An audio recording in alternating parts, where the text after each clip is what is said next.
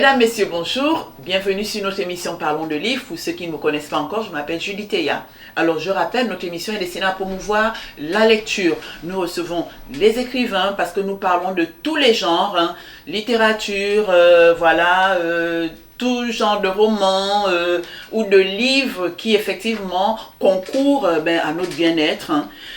Aujourd'hui, c'est donc ce livre spécial que nous avons tous, que vous découvrirez. Moi, je l'ai bien découvert et j'ai vraiment apprécié. Je ne pouvais pas passer à côté sans inviter l'auteur, surtout qu'on en a besoin en ce moment. Alors, notre invitée du jour est donc une dame. Elle s'appelle Dr Cynthia Arenas. Je ne sais pas s'il faut que je prononce le S. Arenas. Cynthia Arenas. Arenas, qui va donc nous parler de son livre Le plus beau des voyages. Donc, pour botter les à ceux qui nous limitent. Vous allez le découvrir. Il est là, ce beau livre. Alors, bonjour, docteur Cynthia Arenas.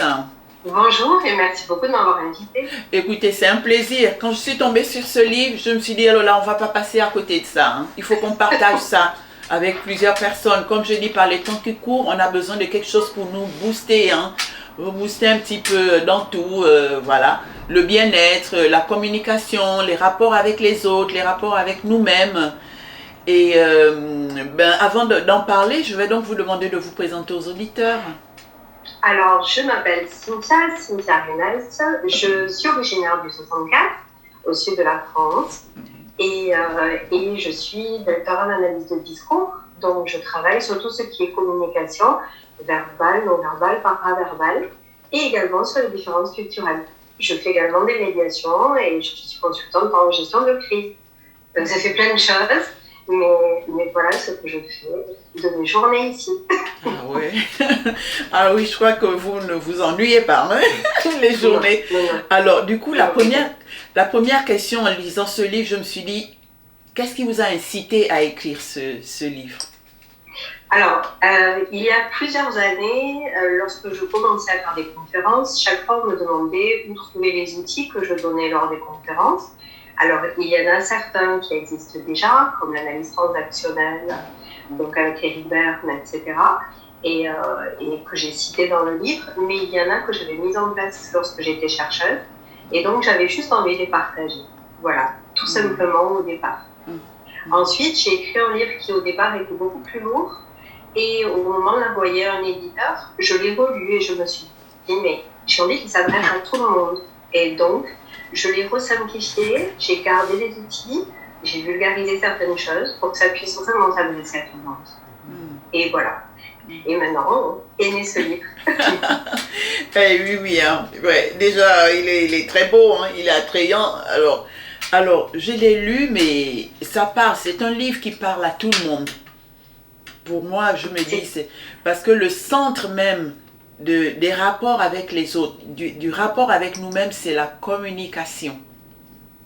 C'est vraiment le gros thème, sujet que j'ai retenu dans le livre. La communication. C'est exactement ça. Je dis tout le temps que tout n'est que communication.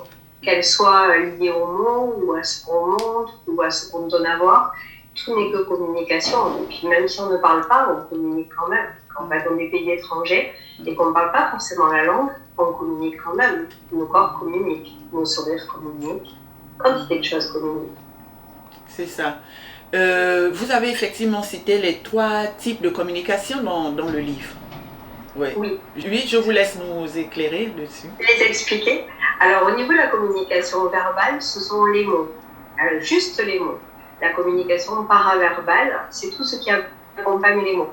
Donc ça va être la musicalité, les points qu'on met ou qu'on ne met pas.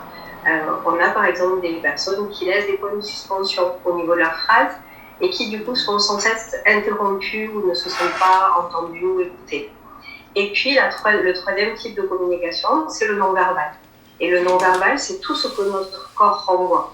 Donc ça va être les gestes, les micro-gestes, le sourire, nos mimiques, ça va être tout ça. Donc 3 types de communication qui sont extrêmement importantes, sachant que ce qui dit toujours la vérité, c'est le corps. Donc il est important d'aligner le corps aux mots. C'est ça, exact. Et vous parlez des registres sensoriels également. Oui. Au niveau des registres sensoriels, ce que je dis dans le livre, c'est que on peut parler une même langue, mais ne pas du tout se comprendre. Et effectivement, on a 5 registres sensoriels. On a le visuel, l'auditif, le kinesthésique, donc ce qui est touché, l'olfactif et le gustatif. Et entre un visuel et un auditif, parfois, les 2 personnes peuvent entrer dans le conflit et ne pas se comprendre, simplement parce qu'on n'utilise pas les mêmes mots. Pour vous donner un exemple, une personne qui est plutôt auditive va avoir tendance à dire j'entends bien. Et une personne qui est essentiellement visuelle, elle entend un mais derrière le j'entends bien. J'entends bien, mais. Alors que derrière un j'entends bien, eh bien, il n'y a pas forcément de mais. Derrière un j'entends bien, c'est la même chose que je vois bien ou je comprends tout à fait. Parfois, il peut y avoir un mais, et parfois, il ne peut pas y avoir de mais. Donc, entre 2 personnes qui sont de registres différents, et ben en fait, il peut y avoir des conflits juste à cause des mots. Et pourtant, les mots sont vraiment peu de choses. C'est ça, c'est ça. Alors, quel conseil donnez-nous? Vous savez qu'on vit dans un monde, on est sorti de Covid, de tout ça, on a toujours peur, il y a peut-être une autre pandémie. Comment faire pour gérer le stress? Est-ce que vous avez un conseil à nous? Pour gérer le stress il faut déjà ne pas s'oublier et vivre l'instant présent.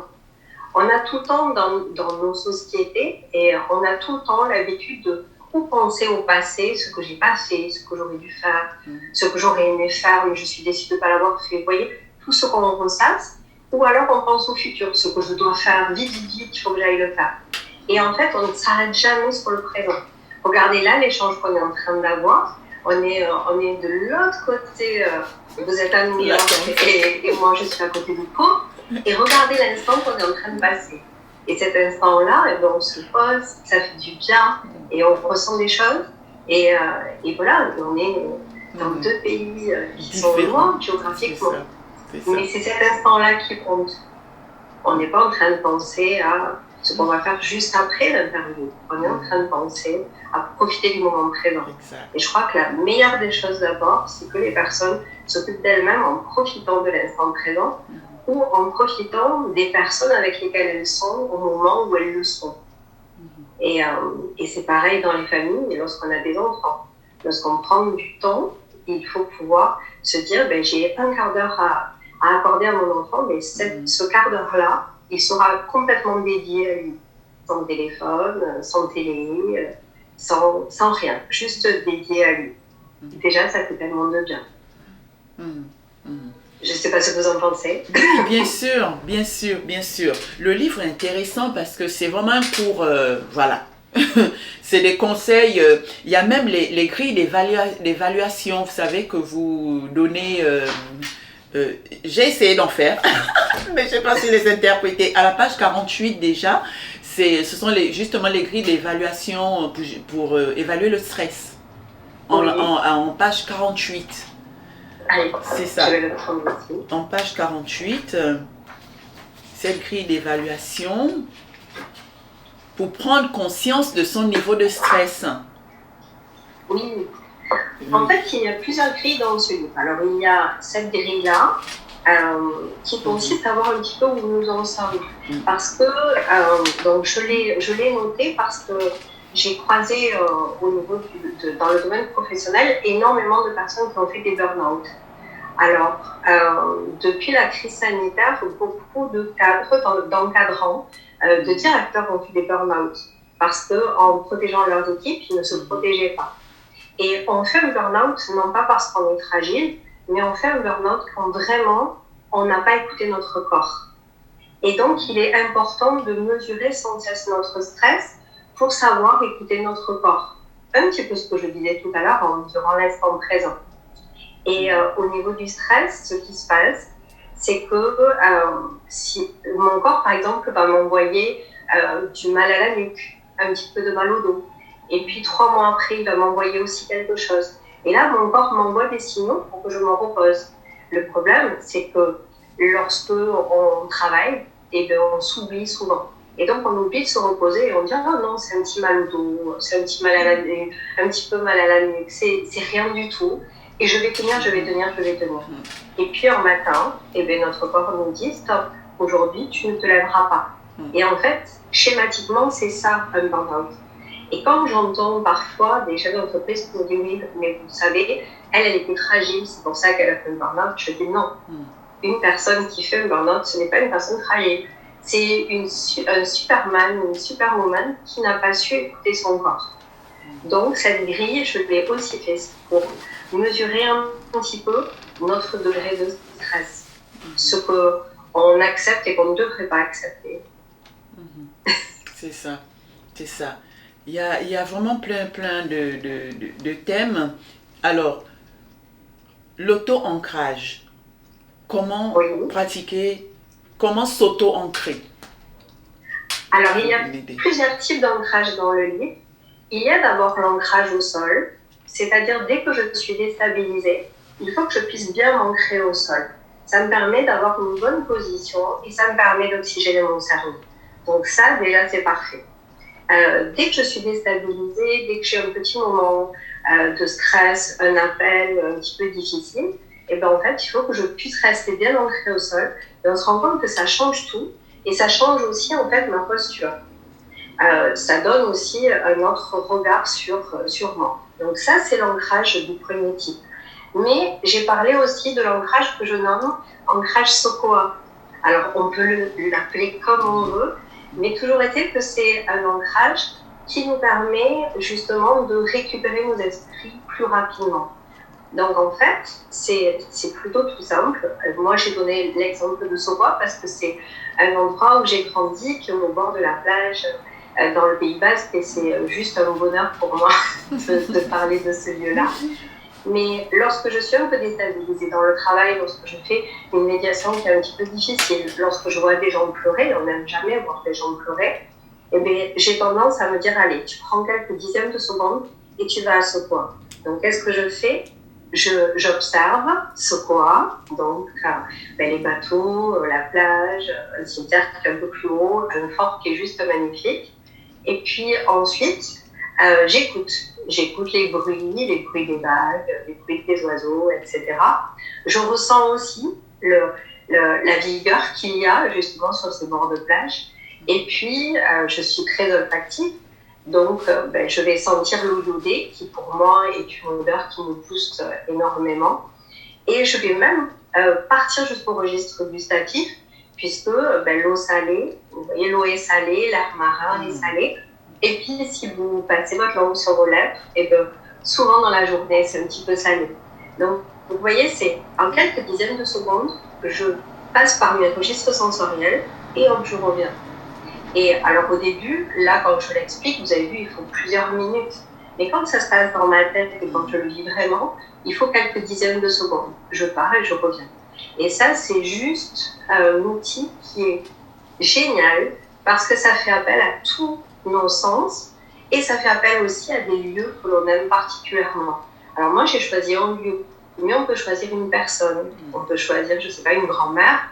On peut choisir n'importe quelle personne. Alors, ce qui fait rire souvent en conférence, et quand j'en parle, c'est, je dis par contre, ne choisissez pas un conjoint, parce que même si l'amour peut durer très très longtemps, quand on commence à utiliser toujours le même ancrage pendant des années, les jours où vous serez déstabilisé, et si vous êtes séparés, et ben en fait, la première image que vous allez recevoir, c'est l'image de votre ex. Et ça peut faire mal.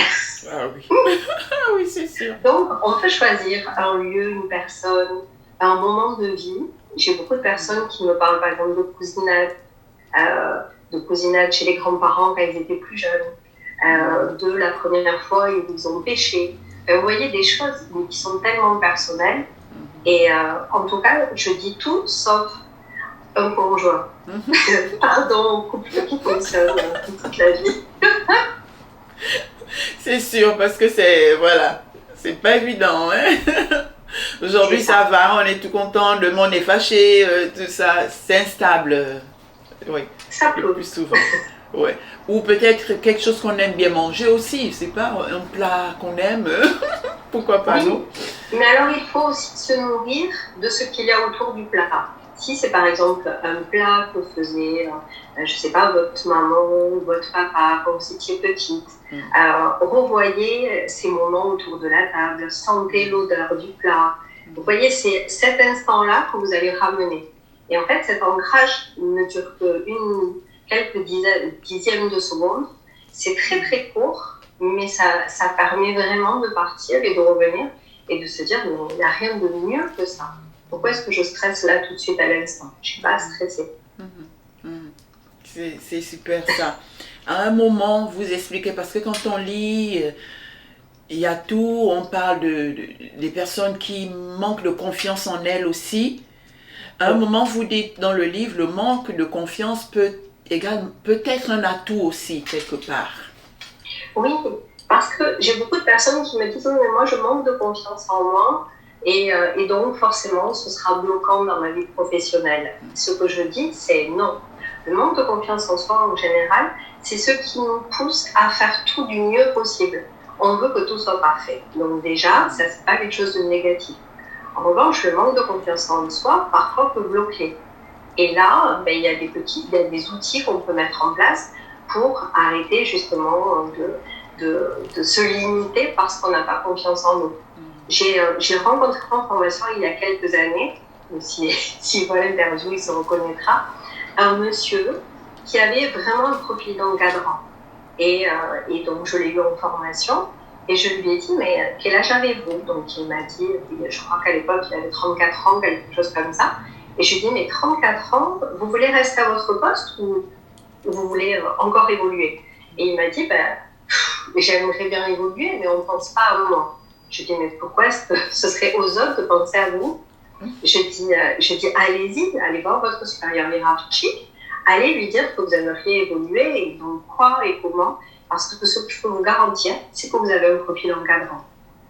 Et ce qu'il m'a répondu en riant, c'est « Ah, c'est ce que me dit ma femme depuis des années. » Et je lui ai dit « Mais pourquoi vous ne l'écoutez pas ?» Il me dit « Mais parce que c'est ma femme elle-même. » Et donc, elle a confiance en moi plus que moi en moi-même. Ce que je veux dire par là, c'est que ce monsieur, il manquait de confiance en lui. Et il suffisait juste qu'une personne lui dise ce qu'il était capable de faire pour rajouter le puzzle qu'il manquait. Et aujourd'hui, il est encadrant, ce monsieur. Et il encadre une équipe sur le 31 et à côté de Toulouse. Et je suis ravie. Il m'a envoyé un message pour me dire, vous savez, ça y est, je suis encadrant, j'encadre une équipe, mais j'étais tellement ravie. Vous voyez, il avait toutes les qualités qui font qu'il pouvait être encadrant, il manquait juste de confiance en lui. On a beaucoup de pensées limitantes. En France, encore plus qu'ailleurs, parce que culturellement, au niveau de notre éducation, on ne nous a pas donné tout pour qu'on ait confiance en nous. En France, malheureusement, on nous dit souvent ce qui ne va pas et on oublie de nous dire combien on est merveilleux. Si vous en parlez justement que c'est culturel, on apprend à être pudique autour de l'autosatisfaction. Même nous les adultes, voilà, si quelqu'un paraît un peu trop, on dit oh il est imbu de sa personne, voilà, il s'extasie un petit peu autour de, voilà. L'autosatisfaction est des fois mal vue. C'est ça. Alors que chez les anglo-saxons, du moins ici en Amérique, non. On les encourage dès le primaire, dès les petits-enfants, il faut dire qu'on est le meilleur. Il faut toujours dire qu'on est le meilleur. C'est culturel. En tout cas, il faut croire en nous. Et ça, c'est vraiment quelque chose qui est important. Mais c'est vrai que culturellement, en France, on est un petit peu limité parce que souvent on nous dit non, ça il ne faut pas le dire, ça ne se fait pas. Moi, j'ai fait quelque chose qui culturellement est inacceptable. La première fois que j'ai gagné 5 000 euros. Donc j'étais très contente, je suis fait un moment où j'ai gagné 5 000 euros et c'était la première fois de ma vie que je gagnais 5 000 euros.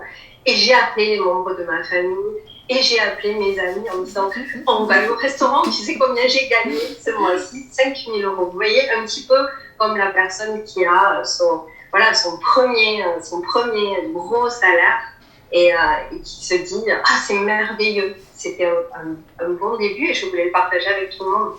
Mais vous voyez, ça, culturellement, ça se fait pas. C'est presque impoli, c'est presque indécent. Maintenant, je l'ai fait avec les gens que j'aimais et qui étaient très heureux pour moi. Donc, est-ce que c'est vraiment indécent? Moi, je crois pas. Ça. Alors, au niveau des couples, vous avez parlé de l'ARR, amour de soi, respect de l'autre, réciprocité. Voilà, j'ai aimé ce chapitre. Je vais lire une petite phrase que j'ai trouvée effectivement. C'est en page 172, si j'ai bien noté, que j'ai effectivement trouvé très parlante. Donc c'est ce couple où l'un des membres, je crois que c'est l'épouse qui n'est pas très sûre d'elle. Voilà, elle hésite, elle ne sait pas trop. L'un reproche à l'autre de ne plus l'aimer. Et la réponse je crois que c'est le mari qui dit on ne peut pas aimer indéfiniment quelqu'un qui ne s'aime pas. C'est exactement ça. Parce que, à force de montrer ses défauts, j'ai fini par les voir. Oui. Dans ce chapitre, je me suis dit oui, que dans un couple, c'est effectivement, c'est exactement ça. C'est pour ça que effectivement, je parle de amour de soi, respect de l'autre, réciprocité, parce que je crois qu'une des clés en amour, d'abord, c'est de s'aimer soi-même, de faire des choses pour soi, de s'entretenir, de vibrer à l'intérieur. Et du coup, si on vibre aussi à l'intérieur pour soi, eh bien, on sait mieux aimer l'autre, on sait mieux donner. Et ça, c'est un point important. Ensuite, le respect, il faut toujours respecter la personne avec laquelle on est. Qu'on continue à s'aimer ou pas d'ailleurs. Parfois, j'aide des couples à mieux communiquer et je leur demande pourquoi ils sont venus me voir. Et parfois, ils me disent pour recoller les morceaux. Je dis, bon, ça, c'est pas forcément un bon départ. C'est-à-dire qu'on vient pour réussir une séparation, parce qu'on a des enfants, on veut réussir notre séparation, on veut vivre autre chose différemment, ou alors on vient pour réapprendre à communiquer et se rendre compte de pourquoi on s'aimait au départ. Mais au départ d'un travail, on ne sait pas ce que va devenir la fin du travail. C'est le couple qui va le co-construire. Donc je dis, même si à un moment donné vous vous rendez compte que vous ne vous aimez plus, il faut toujours qu'il y ait ce respect-là. Parce que si on n'a pas de respect, on abîme considérablement l'autre. Et puis ensuite, il faut qu'il y ait réciprocité. Parce que parfois, dans un couple, quelqu'un marche devant, quelqu'un est plus actif, quelqu'un fait plus de choses, et puis il y en a un qui suit. Donc ça veut dire qu'il y en a un qui est toujours à la traîne. Alors que lorsqu'on aime vraiment quelqu'un, je pense qu'il faut être à côté de lui. C'est l'équipe. Le team, comme on dit. Ouais, le team. C'est une équipe, voilà, quand on est ensemble. C'est ça. On forme une équipe. Et donc on avance ensemble. Et alors quelquefois, il y en a un qui peut avancer un peu plus vite et tirer l'autre. Mais un petit peu comme quand on gravit une montagne. Mais peut-être qu'à un moment donné, sur la descente, le premier sera un peu plus fatigué et l'autre ralentira pour l'attendre. Mais il faut tout le temps que ce soit équilibré. Donc la réciprocité dans un couple, je crois que c'est vraiment indispensable. Très indispensable. Parce qu'un couple, c'est ça, comme on dit, un couple, c'est une équipe. C'est ça. S'il y a un qui traîne, comme vous dites, on tire l'autre. Écoutez, c'est tellement intéressant, c'est très très intéressant ce livre. On va terminer, vous allez donc nous préciser le principe de la fable de la grenouille. Oh là là, c'est une fable que j'aime beaucoup. Oui. Parce qu'en réalité, on se rend compte que parfois on accepte l'inacceptable. On ne se réveille pas suffisamment tôt. C'est-à-dire que, alors la fable de la grenouille, c'est une grenouille qui est mise dans l'eau, au départ un peu fraîche, et puis on met le feu dessous. Donc l'eau tiédit, donc là elle se sent bien, elle se sent merveilleusement bien. Et puis l'eau chauffe de plus en plus, elle se rend compte qu'il fait un peu chaud. Il fait un peu plus chaud, il fait beaucoup plus chaud. Et puis finalement, l'eau se met à bouillir et la grenouille meurt. Et effectivement, cette fable-là représente un petit peu ce qu'on peut faire parfois. J'ai beaucoup de personnes, par exemple, qui sont très malheureuses dans leur travail et qui ne veulent pas le quitter. Et qui restent et qui acceptent des choses inacceptables. Donc ce que je dis, c'est où on communique mieux de manière à ce que ça se passe mieux, Ou alors, effectivement, on peut se réorienter à n'importe quel âge, parce qu'on est en capacité à n'importe quel âge de faire plein de choses. Et dans les couples, c'est la même chose. Vous voyez, parfois, on accepte une situation qui est moyenne et on attend que des bons moments arrivent. Et puis, à un moment donné, peut-être que les bons moments n'arrivent plus. Et donc, on finit par mourir et par s'éteindre un petit peu.